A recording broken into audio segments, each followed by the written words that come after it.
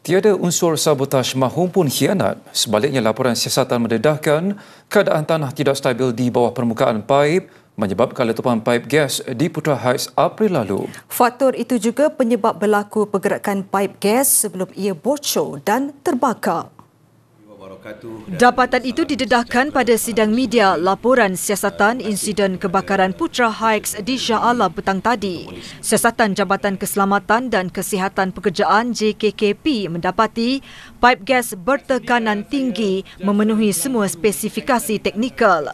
Bagaimanapun struktur tanah yang lemah tidak dapat menampung berat paip serta mengakibatkan bahagian bawah paip bocor. Hasil siasatan secara umumnya adalah paip gas patah pada kipalan disebabkan oleh loop berlebihan.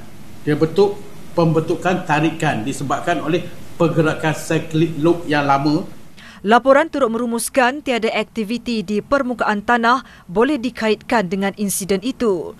Sementara itu, siasatan polis pula mendapati tiada unsur jenayah dalam kejadian 1 April lalu. Dari rumusan daripada siasatan ini, pihak polis mendapati tiada sebarang unsur khianat, sabotaj atau kecuaian yang dikenal pasti sehingga boleh menyebabkan kerosakan kepada paip gas dan mencetuskan letupan. Insiden letupan paip gas di Putra Heights 1 April lalu mengakibatkan lebih 200 kediaman rosak dan lebih 100 penduduk cedera.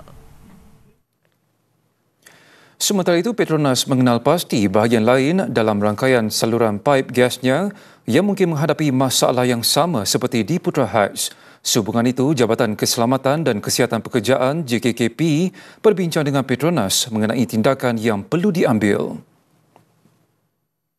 Faktor teknik yang kita harapkan pihak Petronas buat untuk kena pasti tempat ataupun lokasi yang sama dekat Putra Heights dan tindakan penambahbaikan segera perlu dilakukan. Itu kita telah beri arahan dan pihak Petronas telah kena pasti tempat-tempat tersebut.